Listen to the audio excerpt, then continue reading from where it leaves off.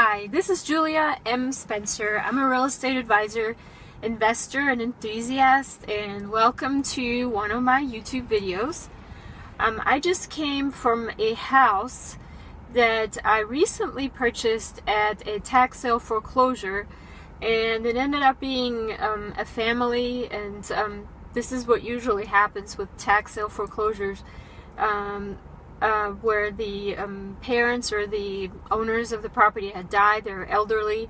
The children inherited the property and they're all living there together. Very poor people of very little means. The house is deteriorated, and in this particular case, I didn't want to keep the house. I really just wanted to make the 20% so I could make sure that I got my money back that I invested plus the 20%, and give them an opportunity to get their house back. You know, a lot of people say about tax sale foreclosures or tax sale foreclosure investors that we're bottom feeders, but in this case it's really not the case for me. I really really want to actually meet the people and figure out what's going on, why they weren't able to pay their taxes, if there's anything that we can work out. So in this case, and I've made videos about this particular house actually before, I had given them their house back because they came and paid me what I paid plus the 20% in time within the 1 year. And then shortly, and I basically said, well, you're still going to be owing next year's taxes. They weren't due yet at the time. And what you really should do as an investor is pay the taxes 1 year ahead, because the house is in your name by the end of the year. Then the tax sale for the next time the taxes are paid, the tax sale foreclosure auction will be against you in your name. So this is basically what happened. The taxes were due in December. They had redeemed their property in November, which was a month earlier, but they basically just failed to pay the taxes in December. Now it's January, it's February, and the county and city are auctioning the property off again now for last year's taxes. And of course the notice came to me because at the end of the year of last year, when the taxes were still due, were still in my name, and we hadn't switched to the paperwork yet. So the paperwork came to me, and I called the lady, didn't answer the phone, so I actually drove to the house right now and I spoke to them. And I mean, they were really in tears. They're about to lose their house a second time, and they don't have money to pay the taxes. You know, they're pulling together, people are calling to see if they can borrow somewhere some funds so they can pay these taxes.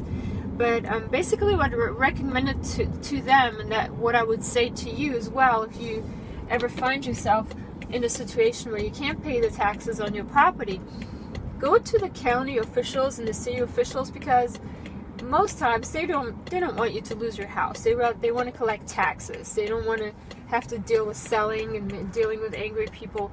But offer them what you can and ask them to remove your property from the auction at least till the following month, so you have a little bit more time to pay. That's what I recommended to them. And then I also told them that really that's the best way, because if the property goes to auction a second time, now my strategy always is to buy the properties where nobody bids against me. But if there's somebody that's an institutional investor that wants to buy a property, has $20,000 or $30,000 to put down on this house, which is worth about $90,000. They made an awesome deal on that deal, and this poor family, they're not going to be able to ever pay that back, because they would have to basically pay whatever the highest bid amount is plus the 20%. So if an investor comes in and buys a $90,000 house for $30,000, they would practically have to come up with $30,000 plus 20%, which is another $6,000 on top of that. So they would have to come back with a lot of money just to redeem that property, and I know the family would basically lose their house over that. So I told them, hey, go ahead, take care of this today before the auction. Talk to the county officials. Here's my number, call me. And a really cool thing actually happened, and some people always ask me, how do I get these good deals? I established these relationships with these people. Now these people, they're not necessarily into keeping this house. They have no other place to go, but they don't want to stay in this house. It is in really bad shape. It needs a lot of repairs. Nothing impossible, but there's a lot of deferred maintenance, and the house isn't really worth $90,000 as the tax records say right now. You would have to put quite a bit into it to fix it up, but they're willing to let it go for very cheap.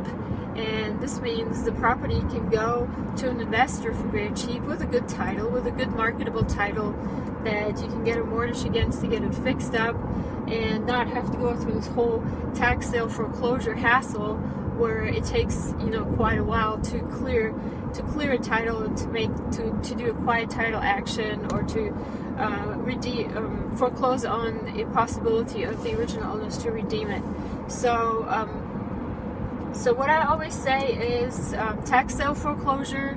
With this video, basically, tax sale foreclosures were not bottom feeders. You know, a lot of us are actually good people. We're trying to help the people that are in these properties, either, you know, taking these problem properties away from them because they want to just get rid of them and still get a little bit of cash in their pocket, or else, you know, help them to keep their houses and make recommendations on how to do that.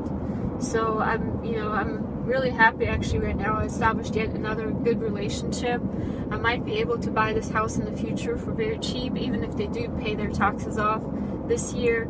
I have confidence that probably in the near future they will be trying to sell this house to me at a very big discount, and that's kind of what you're looking for as an investor, as somebody that wants to make money with real estate.